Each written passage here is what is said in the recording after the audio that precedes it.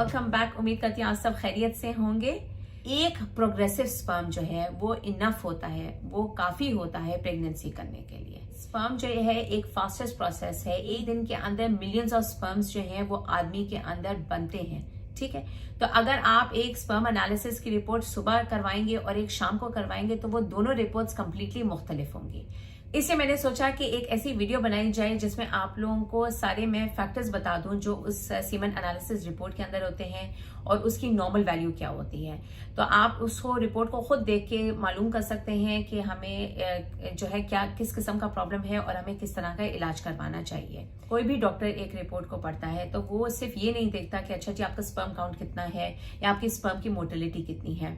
सारे फैक्टर्स को हम लोग कंसिडरेशन में लेते हैं ट्रीटमेंट प्लान बनाने के लिए। तो ये जो वीडियो है ये सिर्फ आपको एक छोटा सा ओवरलुक दे देगी कि अच्छा मेरी ये रिपोर्ट है तो इसमें क्या लिखा हुआ है। सबसे पहला पॉइंट आ जाता है डेज ऑफ एब्स्टिनेंस।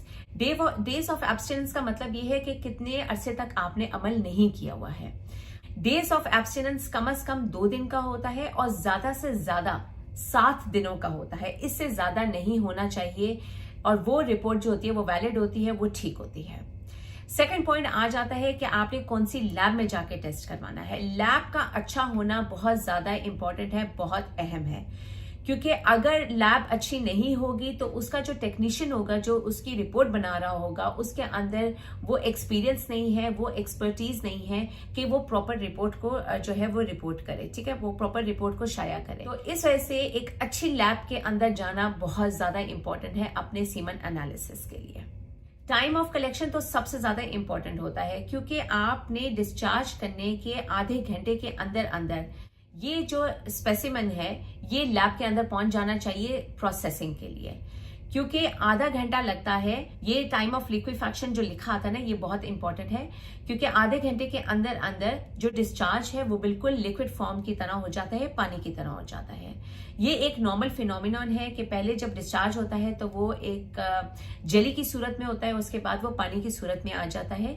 ये नॉर्मल होता है। अगर वो पानी की सूरत में नहीं आता है आधे घंटे के अंदर या 45 मिनट के अंदर तो फिर वो स्पेसिमेन जो है वो तो फिर स्पर्म का आपको प्रॉब्लम है, सीमन का आपको प्रॉब्लम है, उसका इलाज मौजूद है। फोर्थ पॉइंट आ जाता है कि टेस्ट करवाने से पहले आपने स्मोक नहीं करना है। जितने भी हार्मोनल टैबलेट्स आप ले रहे हैं या जितनी भी आप दवाइयां खा रहे हैं जिनके अंदर हार्मोन्स मौजूद हैं, जो भी हर्बल मेडिकेशंस आप ले रहे हैं जो आपने हकीमों से ली हैं या कहीं से भी ली हैं, इन सारी चीजों को आपने कम से कम 2 दिनों के लिए नहीं इस्तेमाल करना है, वरना रिपोर्ट जो है वो इफेक्ट होती है इससे। ठीक है, उसके अलावा आपने स्पेसिमेन देने से पहले, अपना डिस्चार्ज देने से पहले आपने स्मोक नहीं करना है, आपने सिगरेट नहीं पीना है और आपने चाय नहीं पीनी है और आपने कॉफी नहीं पीनी है। ये तो हो गई सारी प्रिकॉशंस जो आपने करनी है अपना डिस्चार्ज देने से पहले। अब आपके पास डिस्चार्ज की रिपोर्ट आ गई है, अब हम उसको पढ़ते हैं। सबसे पहले आ जाता है कलर ऑफ द डिस्चार्ज। ठीक है, कलर बहुत ज्यादा इंपॉर्टेंट है। ये मैंने पहले भी अपनी वीडियोस में बताया हुआ है कि अगर येलो कलर का है तो आपके अंदर इन्फेक्शन है, अगर उसके अंदर ब्लड मौजूद है, या वो पिंक कलर का है तो आपको प्रोस्टेट के प्रॉब्लम्स है या कहीं इन्फेक्शन है। तो ये बहुत ज्यादा इंपॉर्टेंट है। तो व्हाइट से लेके ग्रे के स्पेक्ट्रम के अंदर जो कलर्स है वो नॉर्मल होते हैं। ठीक है, सेकेंड हो जाता है कंसिस्टेंसी, यानी कि ये थिन है या थिक फ्लूइड है। थिन फ्लूइड का मतलब ये होता है कि इसके अंदर स्पर्म काउंट जो है वो थोड़ा सा कम होता है। थर्ड आ जाता है आपका जो पीएच होता है। ठीक है, पीएच जो होता है वो यूजुअली जो डिस्चार्ज का पीएच होता है वो अल्कलाइन होना चाहिए। तो 7.2 से 8 तक जो है वो नॉर्मल पीएच होता है। अगर 7.2 से कम होता है इसका ये मतलब है कि आपको कहीं इन्फेक्शन मौजूद है, तो आपको उस इन्फेक्शन को ट्रीट करना पड़ेगा, जिसकी वजह से आपका डिस्चार्ज जो है वो एसिडिक हो गया हुआ है। ठीक है, अच्छा फोर्थ पॉइंट आ जाता है कि आपका टोटल सीमन वॉल्यूम कितना है। सीमन वॉल्यूम वो होता है कि आपका डिस्चार्ज कितना निकला है। ये जो है 1.5 मिलीलीटर्स होना चाहिए। अगर 1.5 मिलीलीटर से 5 मिलीलीटर है तो ये बिल्कुल नॉर्मल है। नेक्स्ट पॉइंट आ जाता है फ्रुक्टोज का। फ्रुक्टोज का प्रेजेंट होना जरूरी है, क्योंकि ये आपके जो डिस्चार्ज है उसको जेली लाइक करता है। तो फ्रुक्टोज की प्रेजेंस जो है वो अलार्मिंग नहीं है, वो एक नॉर्मल प्रेजेंस होती है, उसको पॉजिटिव ही होना चाहिए। नेक्स्ट पॉइंट आ जाता है total sperm count. Total sperm count बहुत ज्यादा इंपॉर्टेंट है, क्योंकि इसी से इवेल्युएट होता है कि आपके डिस्चार्ज के अंदर कितने स्पर्म्स मौजूद हैं। तो टोटल स्पर्म काउंट जो है वो एटलीस्ट कम से कम 20 मिलियन जरूर होना चाहिए। प्रेगनेंसी के लिए जरूरी है कि आपका टोटल स्पर्म काउंट जो है वो एटलीस्ट 39 मिलियन होना चाहिए इन 1 ml। अगर आपका टोटल स्पर्म काउंट जो है वो 10 मिलियन है तो वो कम है, यानी कि लो है।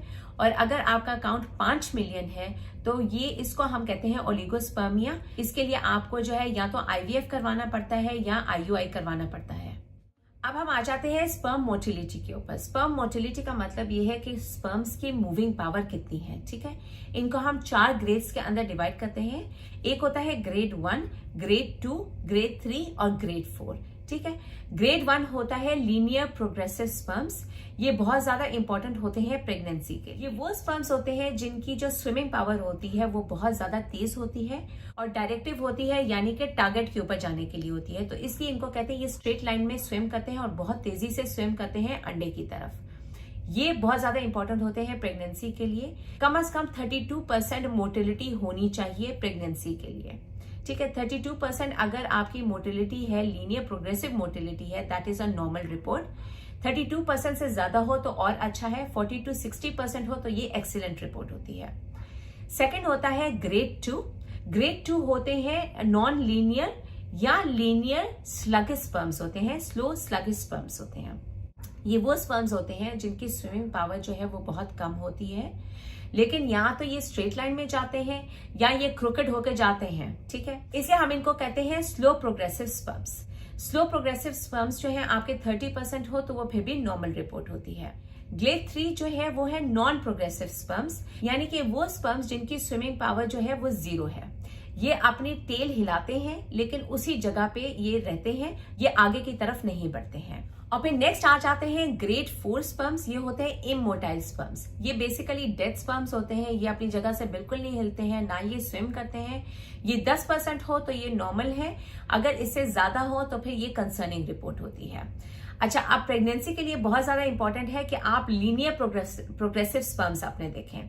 लीनियर प्रोग्रेसिव स्पर्म्स अगर आपके 32% या उससे ज्यादा है तो ये परेशानी की बात नहीं है, आपकी रिपोर्ट बिल्कुल नॉर्मल है।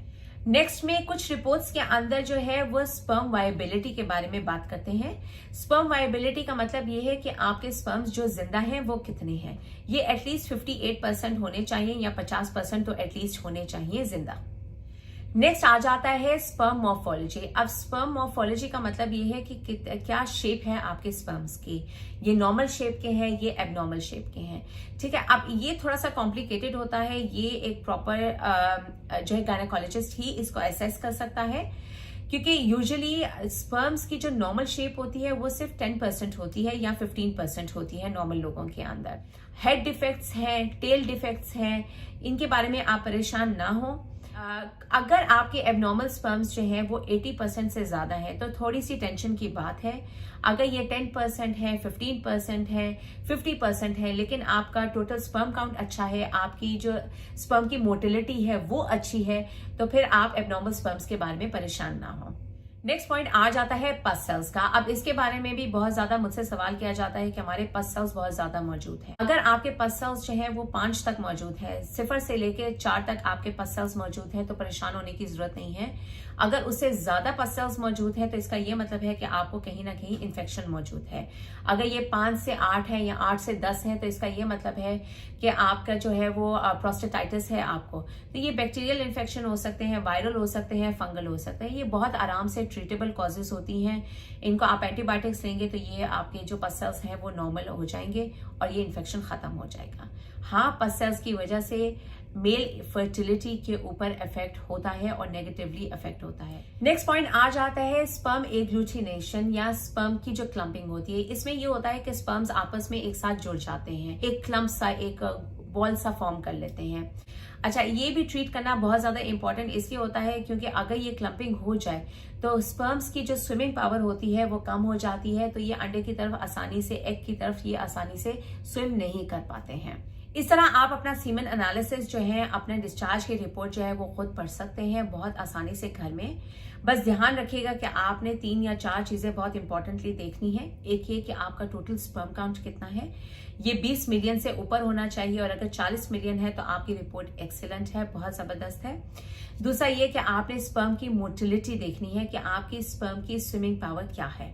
ये ग्रेड 1 होनी चाहिए, ये प्रोग्रेसिव लीनियर स्पर्म्स होने चाहिए, स्विमिंग पावर होनी चाहिए, और ये एटलीस्ट 32% होनी चाहिए। बाकी चीजों को आप छोड़ दें, ठीक है।